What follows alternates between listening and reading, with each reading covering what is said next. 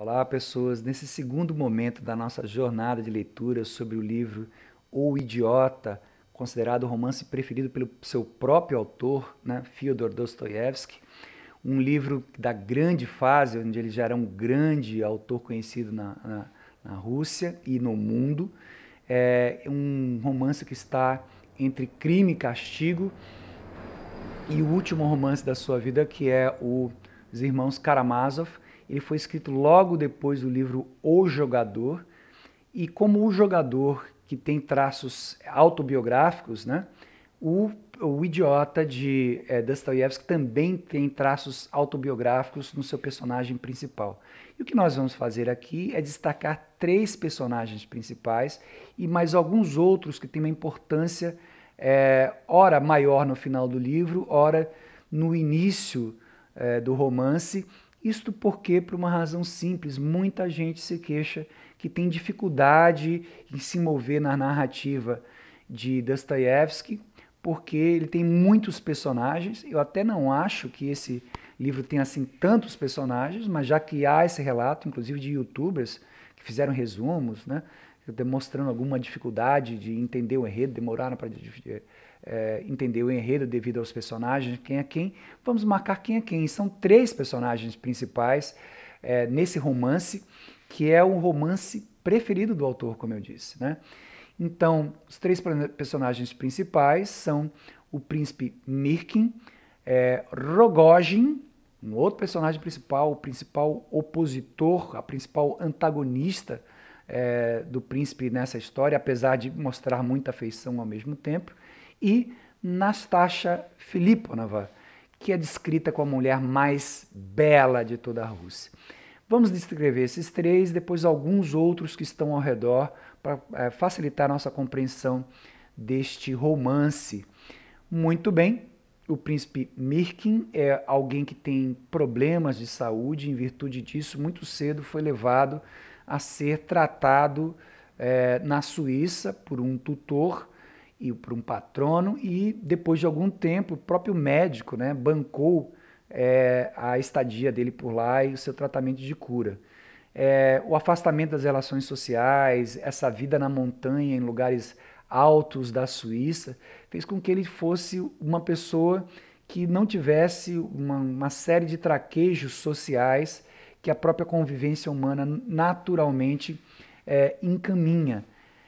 E ele então está se dirigindo, o romance inicia com um trem que vai levando-o, né, da Suíça para a Rússia, para que encontrar parentes, porque ele não teve contato com a sua família, e existe uma senhora, que é uma parente muito distante, né, que também tem uma descendência de príncipe nesse caso, príncipe ou princesa, neste caso russo não significa dizer sucessão ao rei, né, ou uma nobreza muito elevada, era um título que se dava e permanecia por diversas gerações, e ambos, ele, que tem por volta de 26 anos de idade, e esta senhora, que é uma idade bem mais avançada, são os últimos, né, sobreviventes desse título de nobreza familiar. Então, ele é uma pessoa relativamente ingênua, sem experiência no traquejo social, ele tem uma sensibilidade muito grande para perceber emoções das pessoas, mesmo que elas não dizem, né? Ou o contrário do que elas dizem, ou mesmo quando elas estão flagrantemente se contradizendo, ele tem essa sensibilidade de se colocar no lugar do outro, né? E tentar compreender a situação e lidar da melhor maneira possível com a situação. Esse príncipe, em virtude dos seus laços de família, ele tem uma herança para receber e ele quer conhecer a sua parente e a família dela, mas ele também quer se consultar com essa família do que fazer com a herança. Ele não é muito apegado a bens materiais, isso vai ter consequências durante o enredo do livro todo, né? Mas essa possibilidade de se colocar no outro, né? Essa vontade de se aconselhar, entender que pode ter o melhor no contato do outro, está presente no livro o momento todo. E ele tem uma debilidade, que não é a tuberculose, como muitos brasileiros e outras pessoas do mundo no século XIX iam para a Suíça para tratar de problemas respiratórios, né? Hoje muito importantes na época da pandemia, mas ele tinha um problema de epilepsia, e esse problema de epilepsia, em 2 momentos do romance, né, na primeira parte e depois na segunda parte, vão ter desdobramentos da história toda, significativos para o desenrolar da história, né? Então a sua característica física vai implicar em ter resultados sobre o enredo, e sua característica psicológica também vai render efeitos bastante inesperados. A gente precisa falar um pouco mais sobre ele, o que é que o autor queria com esse personagem, mas vamos por hora marcá-lo ali. Um outro personagem importante é um Rogojin, que ele é ao mesmo tempo um alter ego, uma psique que se opõe ao príncipe Mirkin, embora eles tenham tido uma afinidade inicial, principalmente do Rogojin para o Mirkin no início, porque nessa viagem, logo na primeira cena do livro, quando o príncipe está se dirigindo à Rússia num vagão de trem, né, ele tem uma conversa com essa figura que vai ser o segundo personagem mais importante desse romance, né? É uma pessoa inveterada, uma pessoa que, na verdade, age muito por impulso, tem um instinto, ele tem poucos alter egos que restringem o seu comportamento, ele é compulsivo, né? E dado ao jogo, dado à esbórnia, dado às noitadas, dado às bebidas, né? Dado aos gastos fáceis, ele tinha sido expulso exatamente por ter usado uma parte do recurso do pai, ele diz isso logo no início do livro, então não é um spoiler, né? Os recursos do pai, com medo da reprimenda do pai, ele foge, e agora que o pai faleceu, ele está retornando para que ele possa, né, colocar mão na herança que é de direito, o que o tornará uma pessoa bastante abastada. E por que ele cometeu esse delito de desviar compulsivamente o dinheiro que o pai havia destinado para que ele pudesse descontar e pagar umas despesas, né? Porque ele conheceu a mulher mais bela da Rússia. Eu vi essa frase no livro, achei fantástico, eu fico imaginando como é que era a mulher mais bela da Rússia. E aí existem 2 produções cinematográficas, né? Uma do Akira Kurosawa, e quando a gente assiste japoneses, a gente não espera que a figura dos japoneses representem, né, fisicamente, né, os europeus russos daquela época. Mas existe uma outra versão, que é uma versão de uns episódios russos, né, e eu estava pensando, poxa, será que era bom ver esse negócio, né? É uma mulher bonita que tem lá, uma atriz razoável, né? Mas não me satisfez muito, né, como representação dessa imaginação da mulher mais bela da Rússia. Existe uma outra personagem que a gente vai mencionar agora, que faz jus à descrição que é feita pelo livro, né? Mas, de qualquer forma, nós temos aí Nastasha Filiponova, né? É a mulher mais bela da Rússia, uma menina que ficou órfã de pais pobres, que trabalhava numa propriedade de uma pessoa que enriqueceu muito, e essa pessoa acabou tratando, depois da morte dos pais, né, tratando das 2 meninas órfãs, uma delas faleceu, mas a outra permaneceu, e o livro já diz que ele faz isso porque descobriu na menina uma beleza potencial e separou, quando ele conheceu essas 2 meninas, né, ele já separou quando uma delas faleceu, né, e ele conheceu a outra, mandou ter uma educação da melhor educação possível que podia ter na Rússia, a mais primorosa possível. Portanto, trata-se de uma mulher muito bela e muito educada, com uma compreensão de diversos aspectos sociais que normalmente as mulheres não tinham naquela época, muito menos mulheres que não tivessem acesso à educação que ela teve. Mas há um fato que ocorre já no início do livro que vai fazer com que ela se desloque e tenha um comportamento inesperado, né, por esse patrono, esse padrinho, que ela teve na vida, né? Ele vai ficar preocupado, ela vai fazer algumas ameaças nisso, e o comportamento que seria mais estável em virtude dela é quebrado em virtude disso. É bom que se diga que o livro não declara que ela foi amante desse senhor, que daqui a pouco eu vou dizer o nome, né? Mas se sabia no século XIX, por exemplo, fica mais evidente quando é descrito em livros de outros romancistas, como Balzac, por exemplo, né, que essas pessoas que estavam sob o protetorado, né, sob a proteção dessas pessoas, acabavam sendo amantes desses senhores, né? Então, uma das coisas que o romance cuida de fazer é que nada se tem a dizer sobre ela, mas o leitor do século XIX, na hora que lê esse romance, né, ele sabe que normalmente se espera que essa pessoa protegida, né, seja também amante do senhor. Então, esses são os três personagens principais. O príncipe Mirkin, né, Nastasha Filiponova e Rogojin, né? Um pouquinho aqui sobre pronúncia, né? Eu acho que eu estou tentando me aproximar do russo, mas eu acho que, primeiro, né? O O em russo é átono, mas eu acho que você, quando não está falando com o russo, você não precisa se expressar do jeito do russo, né? Então eu acho mais natural que a gente chame de Dostoiévski, como a gente chama no Brasil mesmo, o autor, né? O príncipe, eu vi as pessoas que fizeram regência chamado de Mishkin. Eu acho que a gente pode chamar também, que é o nosso jeito de brasileiro, seria natural olhar para aquelas palavras, aquelas letras, né, e chamar de Mishkin, né?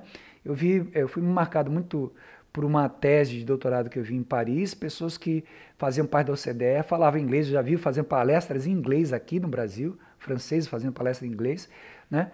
Mas que na hora da banca eles chamavam um autor que ganhou o prêmio Nobel, chamado Stiglitz, né? Eles chamavam de Stiglitz, porque na cultura deles é Stiglitz, né?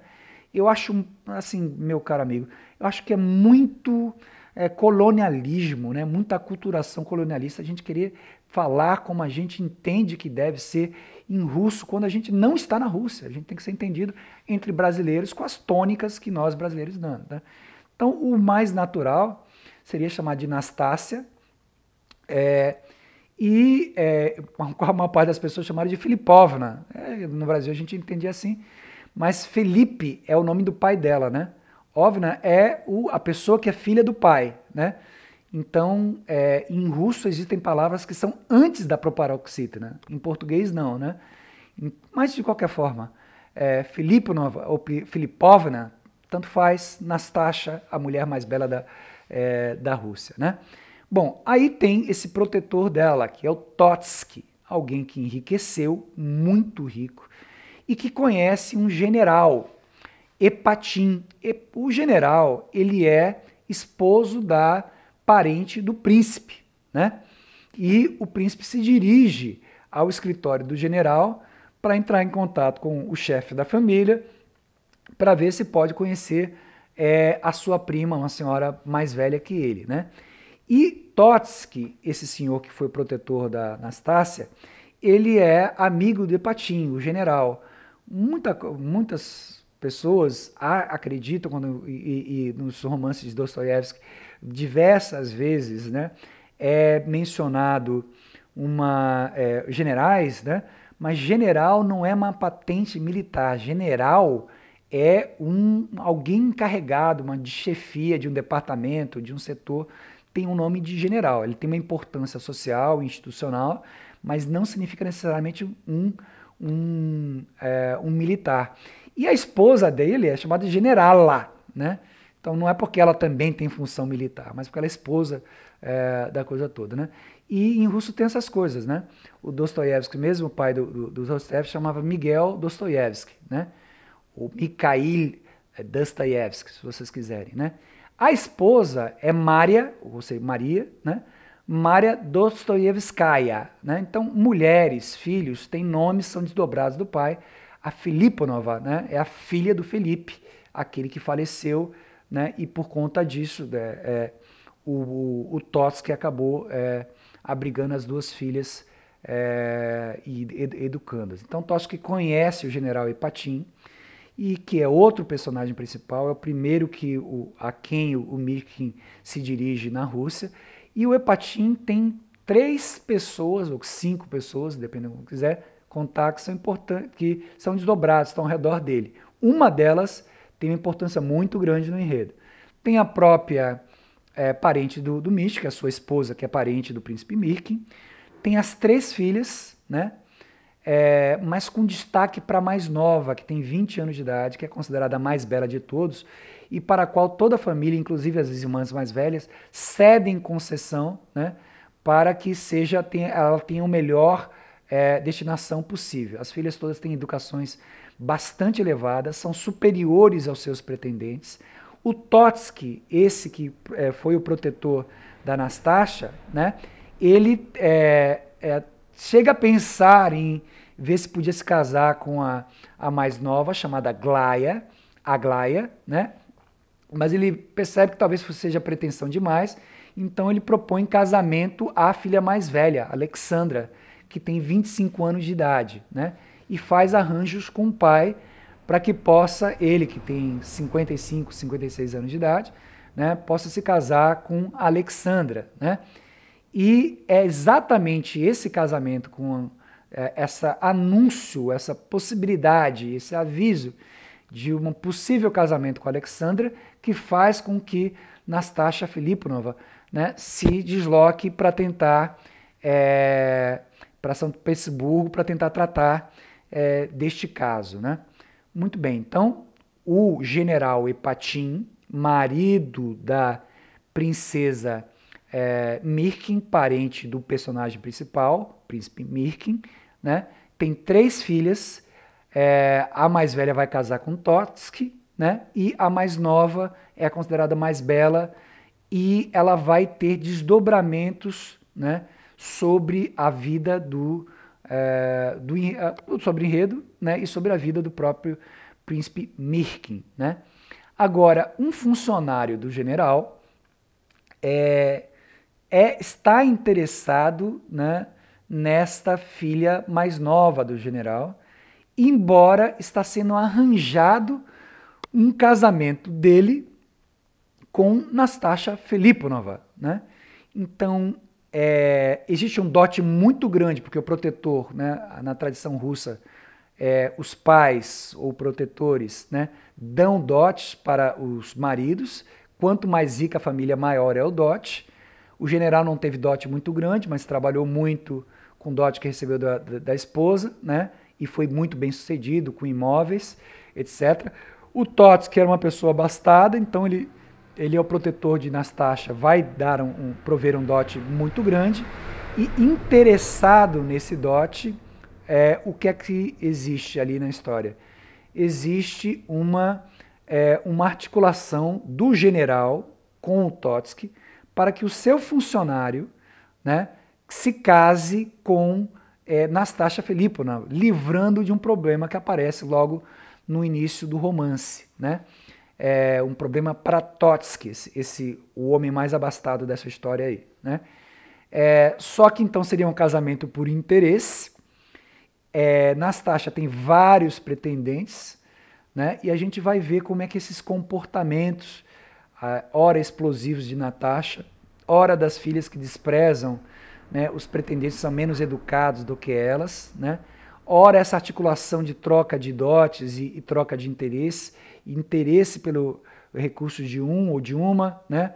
Interesse afetivo para o outro, como é que isso se cruza nesse enredo? Esses são os personagens que formam o palco dessa discussão. Na parte final do livro, tem mais 2 personagens que vão ter um papel mais destacado no romance, mas a gente deixa isso para quando a gente avançar na nossa redação, né? Eu queria falar um pouco do que o Dostoiévski pretendia com esse personagem, mas eu vou fazer isso num vídeo separado então, porque acho que a gente já caminhou bastante aqui, que é em quem se mirou para isso, né? O príncipe Mirkin é uma representação da boa-fé e da bondade. Por que esse personagem importante para Dostoiévski, em quem ele se inspirou, que consequências tem isso no início do enredo e depois, evitando um pouco de spoiler, insinuando algumas coisas, desdobramentos possíveis, mas como está ligado a uma pessoa como o autor Dostoiévski, que foi um revolucionário, que depois se converteu ao cristianismo ortodoxo, né?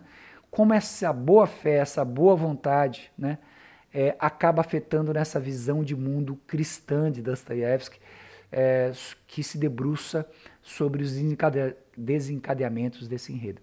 Mas a gente vai deixar isso para uma outra oportunidade. Um abraço para vocês, encontro em breve, né? Até a próxima. Eu vou fazer um vídeo curto na terça-feira à noite, publicado por volta das 19 horas. E no sábado, novamente, nós encontramos no final da tarde, aí, seguindo aí o livro passo por passo, né? Fazemos algumas descrições desse livro, físicas e linguísticas, e depois iniciamos a narrativa com as primeiras cenas. Até lá, um abraço, até outras oportunidades.